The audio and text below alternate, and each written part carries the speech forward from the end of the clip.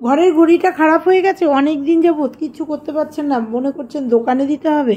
না, দোকানে দিতে হবে না, নিজেরাই বাড়িতে একটু এক্সপেরিমেন্ট করুন, করলেই দেখবেন ঘড়িটা আবার বন্ধ হয়ে যায়, ঘড়িটা আবার নিজের ছন্দে চলতে শুরু করেছে। তো এরকমই একটা ঘড়ি নিয়ে তোমাদের সামনে আমি আসলাম। তো নমস্কার বন্ধুরা, আমার আর একটা টিপসের ভিডিওতে তোমাদের সবাইকে স্বাগত জানিয়ে শুরু করলাম। এই ঘড়িটা দীর্ঘদিন আমার ঘরের দেওয়ালে টানানো ছিল, এটা কিন্তু চলা বন্ধ হয়ে গেছে। তো দেখো ব্যাটারিটাও নতুন রয়েছে, কিন্তু ঘড়িটা কিন্তু চলছে না। তোমরা দেখলে ঘড়িটা বন্ধ হয়ে গেছে দীর্ঘদিন ধরে। তাই তোমাদের সামনে একটা টিপস শেয়ার করব। প্রথমে ঘড়িটাকে পরিষ্কার করে নেব এবং তোমাদের সামনে একটা টিপস শেয়ার করব যাতে ঘড়িটায় পুনরায় আবার ব্যবহার করতে পারি। তো দেখো একদমই বন্ধ হয়ে পড়ে রয়েছে দীর্ঘদিন, আর ঘড়িটার চারপাশে ফটো ছিল, সেগুলো আমি খুলে নিয়েছি। তো দেখো আমি প্রথমে ব্যাটারিটা খুলে নেব। ঘড়িতে অনেক সময় এরকম বন্ধ হয়ে গেলে না, একটুখানি রোদ্দুরে দিলেও কিন্তু পুনরায় আবার ঘড়িটা চলতে শুরু করে। তো আমি একটু রোদ্দুরেও দিয়েছি, তার সাথে দেখো দেশলাই কাঠি। এই ঘড়িটা যেখানে ব্যাটারিটা থাকে সেখানে অনেকটা কার্বন জমে যায়। সেক্ষেত্রে এই যে বারুদের এই আগুনটা যদি এখানে একটু 2-3 বার করে সুন্দর করে দেওয়া যায়, তাহলে সেই কার্বনটা কিন্তু পুড়ে যায় এবং ঘড়িটা কিন্তু যদি অন্য কোনো কারণে খারাপ না হয়, তাহলে কিন্তু এই ব্যাটারির কারণে যদি খারাপ হয়, তাহলে এইভাবে যদি একটু আগুনের ছ্যাঁকা দেওয়া যায়, মানে অবশ্যই দেশলাই কাঠি দিয়ে করতে হবে এটা। তো দেশলাই কাঠি 2-3 বার করে জ্বালিয়ে যদি এটা আলতো আলতো করে এইভাবে যদি দেওয়া যায়, তাহলে যে কার্বনের একটা আস্তরণ থাকে, সেই আস্তরণটা কিন্তু পুড়ে যায়, মানে নষ্ট হয়ে যায়, পরিষ্কার হয়ে যায় এই দেশলাইয়ের বারুদের আগুনে। তো দেখো আমি লাগিয়ে নিলাম। এইবার আমি বললাম তোমাদের একটু রোদেও রেখেছিলাম, এবার ভালো করে আমি একটা তুলি দিয়ে ভালো করে নোংরাগুলো ঝেড়ে নিলাম। ঝেড়ে নিয়ে সেই ব্যাটারিটা যেটা দেখিয়েছিলাম এভারেডি, এই ব্যাটারিটা লাগিয়ে দিলাম। লাগিয়ে দেওয়ার পরে তোমাদের অন ক্যামেরায় উল্টো করে দেখাবো যে ঘড়িটা চলছে কিনা। কারণ এরকম অসুবিধায় কিন্তু আমরা মাঝে মাঝেই পড়ি, বাড়ির ঘড়িগুলো বন্ধ হয়ে যায়। সেক্ষেত্রে আমরা ছোটোখাটো এই টিপসগুলো ব্যবহার করলে আবার পুনরায় চলতে থাকে। আর বেশি কিছু হলে দোকানে তো নিতেই হয়। তো দেখো চেঞ্জ করার সাথে সাথে কিন্তু আমার ঘড়িটা আবার চলতে শুরু করেছে। তোমাদের সামনে আমি দেখিয়ে দিলাম। এই ঘড়িটা আমার দীর্ঘদিন বন্ধ ছিল, তো ভাবলাম একটা টিপসের সাহায্যে ঘড়িটা যদি চলে আর তোমাদের সামনে যদি সেটা আমি শেয়ার করতে পারি, তোমাদেরও উপকারে লাগবে। তো দেখো এই কাজটা নামিয়ে আমি ভেতরটা একটু পরিষ্কার করে নেবো, কারণ ভেতরে অনেক সময় পোকামাকড় ঢুকে গিয়ে নোংরা হয়ে যায়। যেহেতু ঘড়িটা দীর্ঘদিন ব্যবহার হয়নি, সেহেতু একটু নোংরা হয়ে গেছে, তাই আমি ভেতরে কাজ টাজগুলো সরিয়ে একটু পরিষ্কার করে নিয়ে এসেছি। তো দেখো আজকের এই টিপসটা তোমাদের কেমন লাগলো। এই ছোটো ছোটো টিপসগুলো তোমরা ব্যবহার বাড়িতে করলে পরেই কিন্তু সুন্দরভাবে আমাদের জিনিস ফেলেও দিতে হয় না, নষ্ট বলে বাতিলও করতে হয় না, আর দোকানেও নিয়ে যেতে হয় না। আমি টাইমটাকে ফিক্সড করে ঠিক করে নিলাম। ঠিক করে নিয়ে এটা যেখানে ছিল সেখানে আবার পুনরায় আমি লাগিয়ে দেবো। তো দেখো ঘড়িটা কিন্তু তার নিজের ছন্দে আবার চলছে। আশা করি এই টিপসটা তোমাদের অনেক উপকারে লাগবে। ভালো লাগলে একটা লাইক করো, একটা কমেন্ট করো। তো দেখো ঘড়িটা আমি সুন্দর করে আমার দেওয়ালে টানিয়ে দিয়েছি, আর দেওয়ালে আমি একটু ডেকোরেশন করেছি। না, আমি এখনও ফটোগুলো লাগাইনি, এরপরে আমি ফটোগুলো লাগিয়ে দেবো। তো চলো এরপরের টিপস আমাদের দেখা যাক। তো পটল আমাদের বাড়িতে প্রচুর পটল এনেছে, সেই পটলগুলো অল্প একটু তুলে নিয়ে এসেছি তোমাদের সঙ্গে শেয়ার করার জন্য। এই ব্যাগগুলো আমার অ্যামাজন থেকে কেনা, সবার ঘরে এই ব্যাগ থাকে না, কিন্তু এক্ষেত্রে এরকম প্রচুর পটল বা প্রচুর আনাজ যদি চলে আসে, এই রকম ব্যাগ কিন্তু আমাদের ঘরে অনেকেরই আসে।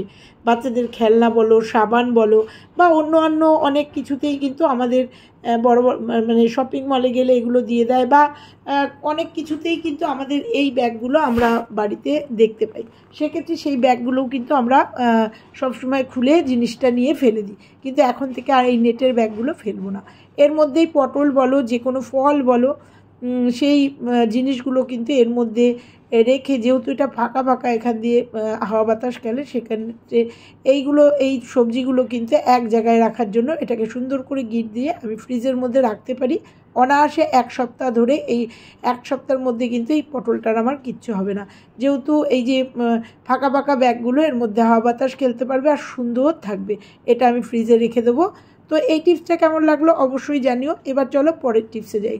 আমরা দামি দামি কাপড় যখন আলমারিতে রাখি, যখন নামাতে যাই, তখন আমাদের এই হ্যাঙ্গারের এখানে কিন্তু কুঁচকে যায়, বিচ্ছিরি দাগ হয়ে যায়।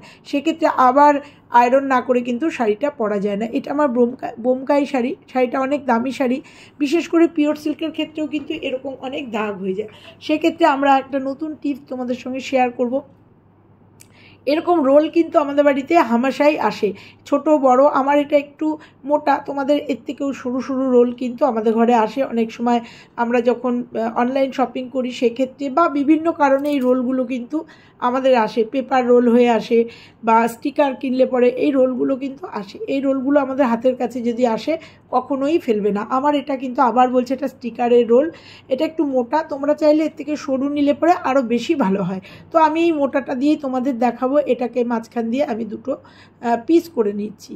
তো এটা আমার নিজের সুবিধার্থে পিসটা করছি, তোমরা চাইলে পিস নাও করে নিতে পারো, ও সমান না হলেও কোনো অসুবিধা নেই। আমি এটা দুটো টুকরো করে নিচ্ছি, তোমরা দেখতে পাবে। তারপরে দেখবে এটা কিভাবে ব্যবহার করব, আর ব্যবহার করার পরে আমাদের শাড়ি জামা কাপড় কত সুবিধা হয়ে যাবে আলমারিতে বা যে কোনো জায়গায় হ্যাঙ্গারে রাখতে।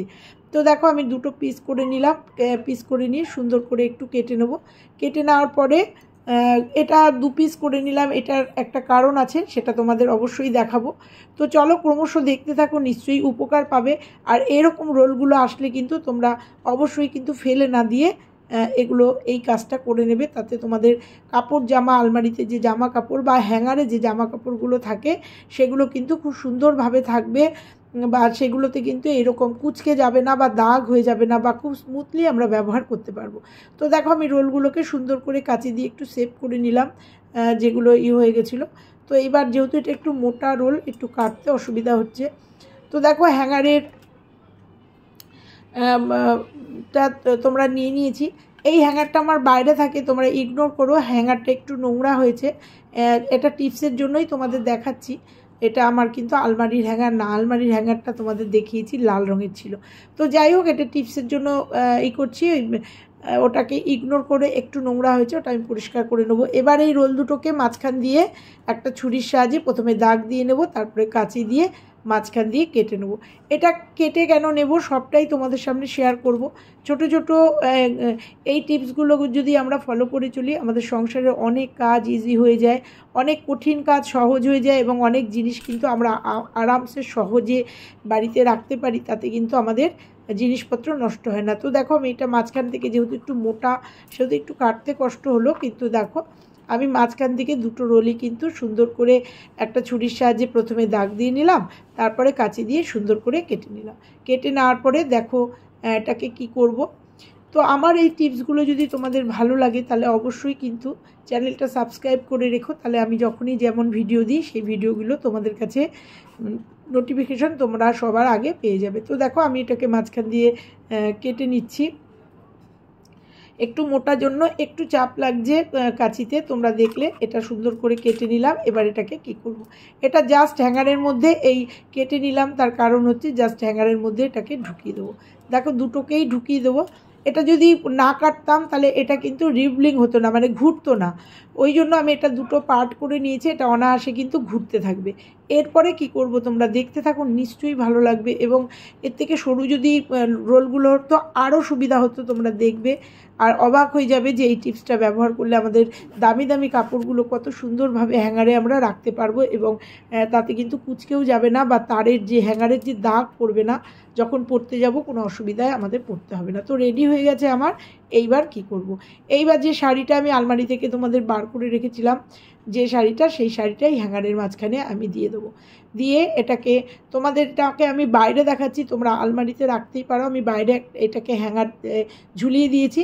দেখো এক্ষেত্রে কিন্তু আমার শাড়িতে আর কখনোই দাগ হবে না, সুন্দরভাবে শাড়িটা থাকবে, এবং শাড়িটা যখন টান দেবো অনায়াসে কিন্তু আমাদের হাতে রোল হয়ে ঘুরে চলে আসবে। তো কেমন লাগলো আমার এই টিপসটা দেখছো? এইভাবে কিন্তু তোমরা আলমারিতে দামি শাড়ি রাখতেই পারো। শুধু শাড়ি নয়, জিন্সের প্যান্টও কিন্তু সুন্দর করে আলনায় বা হ্যাঙ্গারে এইভাবে রাখতে পারো, আর টানলেই কিন্তু সুন্দর চলে আসবে, তাতে কিন্তু জিন্সেও কোনো দাগ হবে না, সুন্দরভাবে থাকবে। কেমন লাগলো আজকে আমার টিপসটা? ভালো লাগলে লাইক কমেন্ট শেয়ার, আর চ্যানেলে নতুন হলে চ্যানেলটা সাবস্ক্রাইব করে পাশে বেল আইকনটা প্রেস করে দিও। তো আজকে এ পর্যন্তই, আবার ফিরছি কোনো একটা ভিডিওর সঙ্গে, ততক্ষণের জন্য টাটা।